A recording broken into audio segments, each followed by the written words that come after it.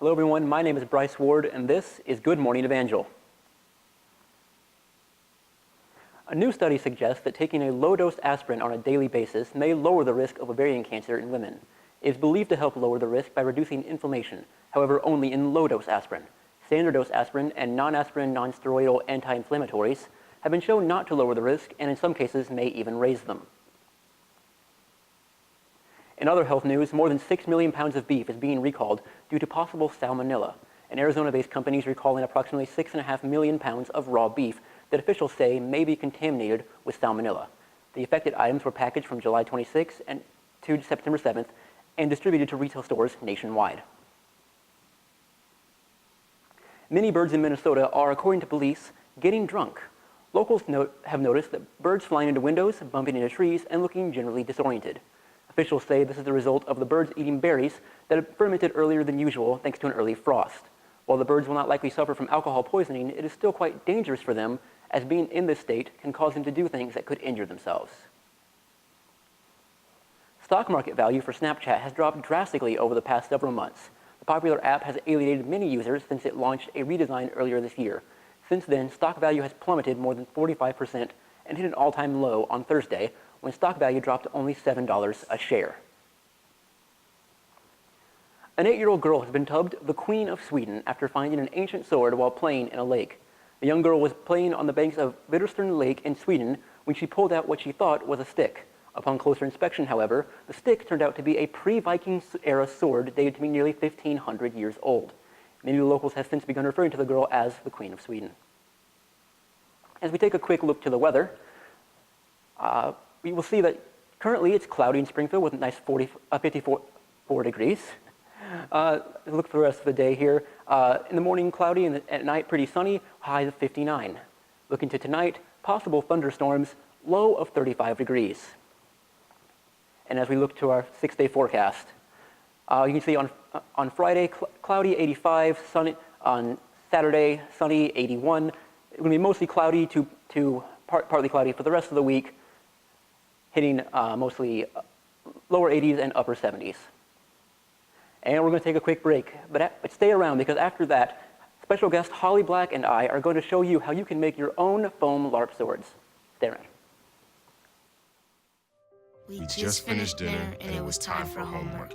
He hates homework. It makes no sense. I don't know how he finds anything in his backpack. I can't find my backpack. I couldn't even read his handwriting. Holding the pencil makes my hand hurt. I know he's bright. Why is it so hard for me? He's just gotta trying as try a hard little as harder. I can.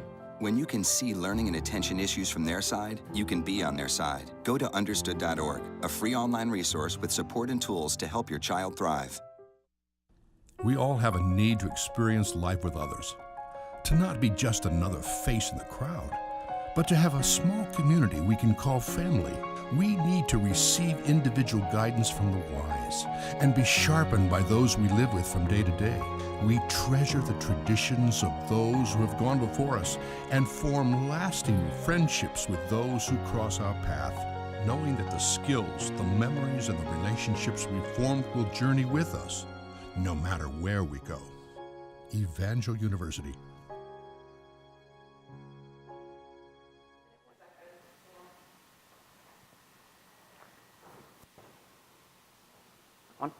And welcome back. Now I have a very special guest with me right here now, Holly Black. How are you doing today? I am doing great. How are you, Bryce? I'm doing very nice.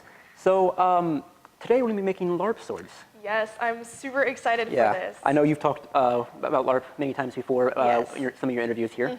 So now, have you ever really made a sword before? Yes, I've made a sword just recently over the summer with my younger brother, except for some differences. Today we are going to be using camping foam, and when I made my sword with my brother, we used EVA foam, which is just a less porous foam, but pretty much the same process. Yeah, that's right. Right, then let's go ahead and get into the materials that we're going to need. As you said, we're going to start off with some camping foam. You can get this at Walmart. It's only around $6. Not too much. You're going to need something for your core. We're going to be using a fiberglass rod. You could also use PVC or something else like that. Yeah, which you can get those at like a hardware store like Home Depot, and they're only like $1 or $2. And you can get some pretty long ones and cut them down to whatever size you like. So that's really helpful. Yeah. We're going to need something to cut with. We're going to be using this right here. We could also use scissors, pretty much anything that can cut the foam. You're also going to need some newspaper or something that you can just lay down so you're not going to make too much of a mess. And finally, the last two things we're going to need are Plastidip. I prefer the spray kind, though it doesn't necessarily matter. That's just my preference. Yeah, and for those who don't know, Plastidip is basically just a spray can that sprays on sort of like this plastic rubber coating. And a lot of times it's used for tools if you want to have a rubber grip on a steel tool. But it works great to cover up the porous material of the foam and make it a bit more durable for when we're using it in fighting. Yep. And then finally, our bonding agent, we're going to be using DAB Instant Weldwood. It's basically kind of an instant contact cement. Some people will use just kind of tape or some other things, glue. But that's the one that I usually prefer. Yeah, I think it's really good as a way to make it like a lot more durable than just general tape. Yeah.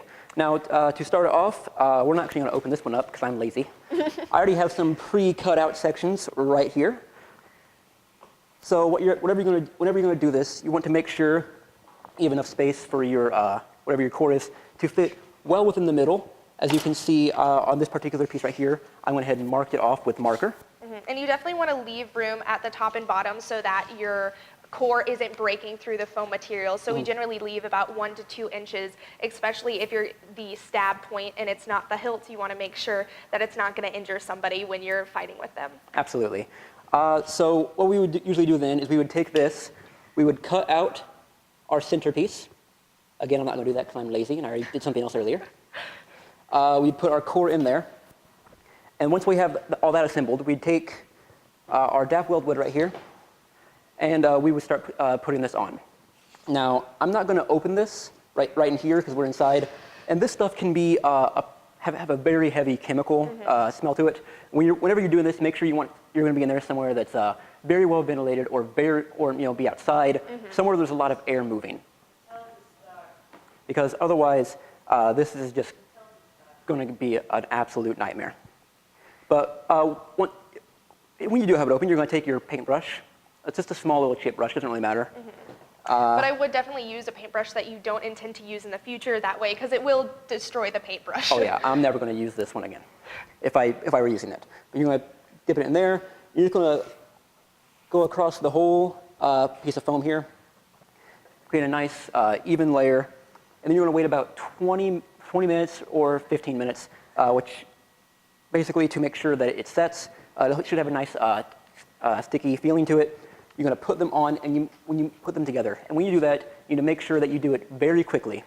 Yes. Because if otherwise, it's going to if you touch and they're not properly placed out and they're not even, they're still going to bond, and that'll be awkward. Also, you want to make sure that you put contact cement on both pieces so that when you stick them together, they are bonding to each other, not just one piece. Now, once we do the first layer, it should end up looking something like this.